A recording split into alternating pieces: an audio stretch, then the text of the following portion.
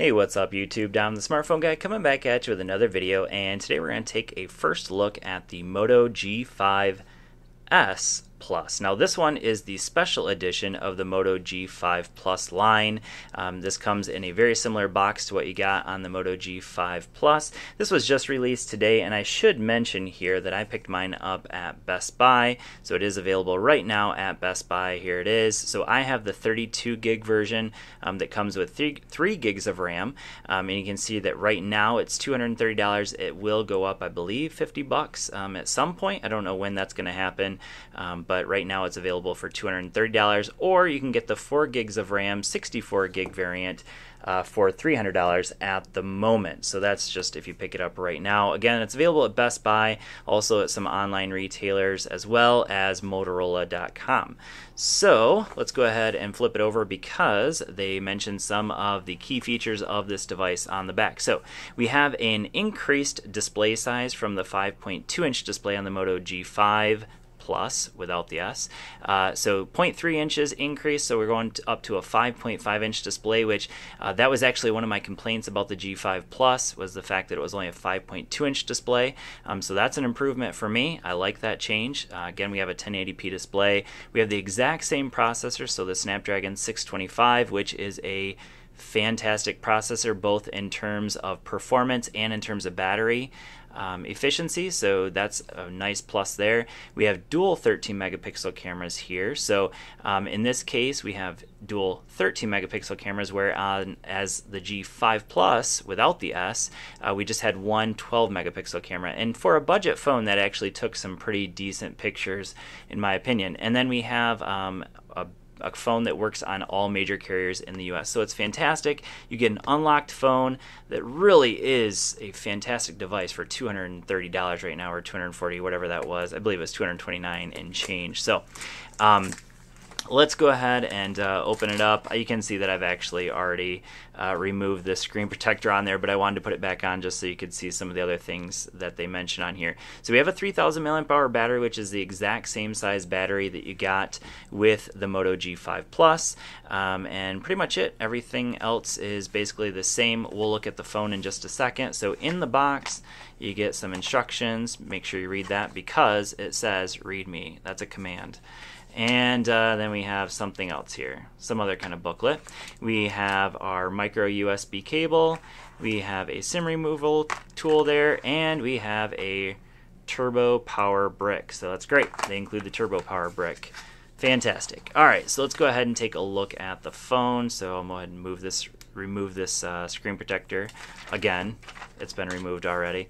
All right, so there's our 5.5-inch display. You can see up here we have a front-facing flash. We have a earpiece there. Now, this is a difference from the Moto G5 Plus because this is not a speaker. This is just an earpiece. And then we have our 8-megapixel camera up front. This is our speaker with this device, so we'll take a listen to that a little bit. So in the G5 Plus, we had a speaker up here. With this device, the speaker is actually down here. It's a bottom firing speaker. You can see again we have micro USB, we have a microphone there. Really nice premium design. We do have a SIM ejection tray there, which also has a micro USB option there as well. We have our headphone jack on the top, and we have another little microphone, noise canceling microphone up there. There's our 13 megapixel cameras with the dual flash there, and you can see that we have a little bit of a dimple for our Motorola dimple there, and we have some nice buttons here in terms of the power button and the volume rocker. Very nice and clicky buttons there. Really like that. Fingerprint sensor is the exact same fingerprint sensor you're getting with all the other Motorola devices this year, and that is to say that it works very well, and of course it uses navigation that way as well, so we can swipe backwards or swipe to the side to get our recent apps. So awesome features in terms of that fingerprint sensor. I do like that from Motorola this year.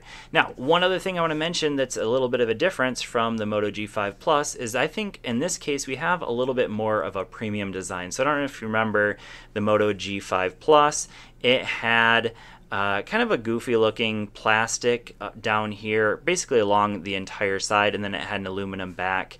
This one is more of a unibody aluminum look to it. You can see the antenna lines obviously, but it doesn't have that plastic going all the way around like you had on the G5 Plus. So this is the G5 S Plus.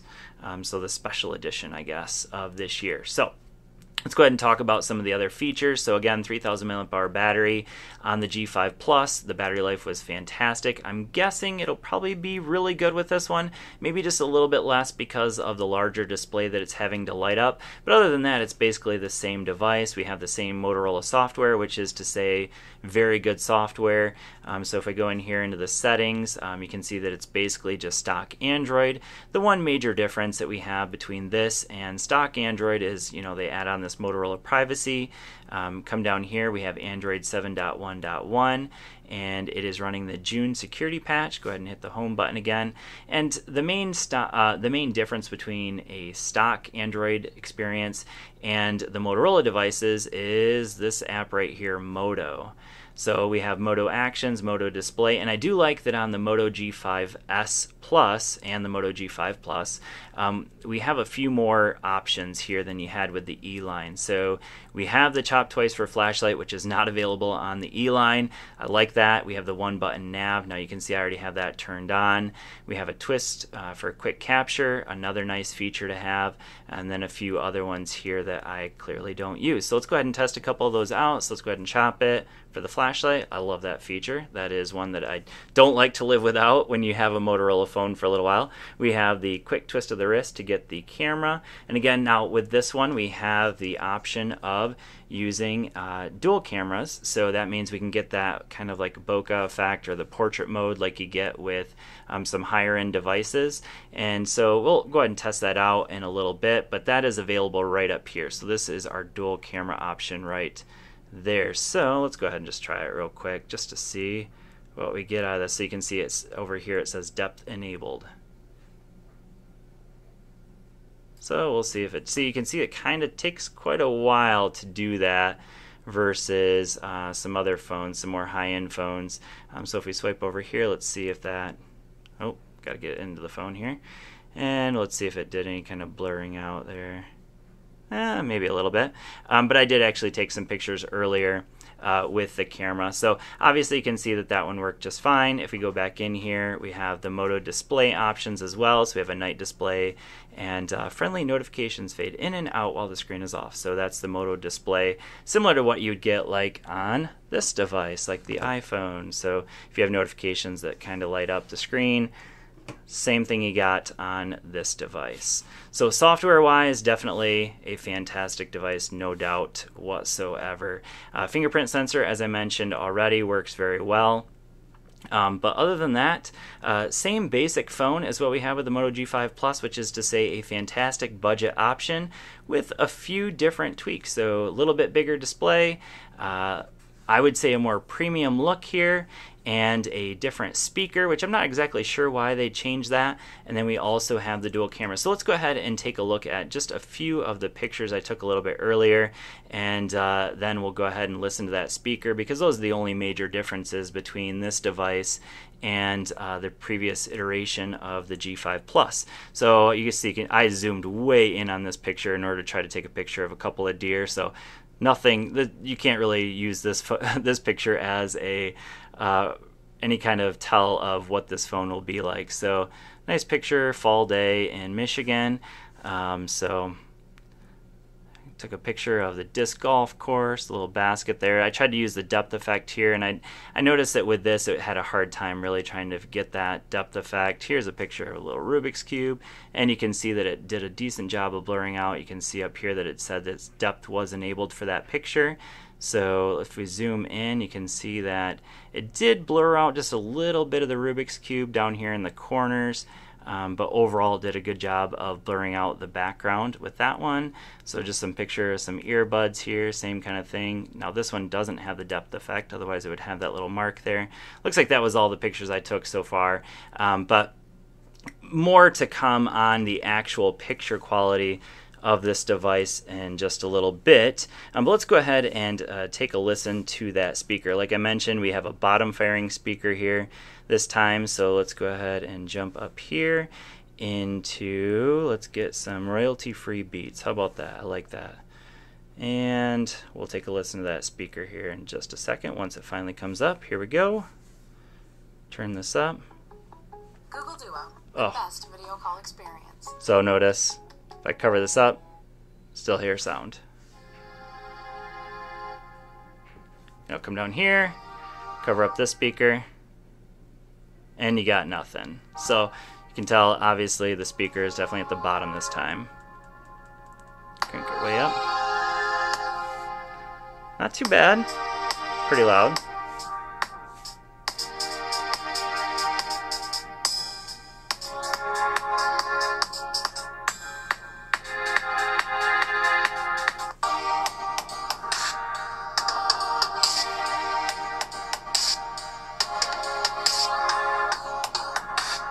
Alright, so to be honest with you, I don't hear a huge difference between what I heard in the Moto G5 Plus versus this one.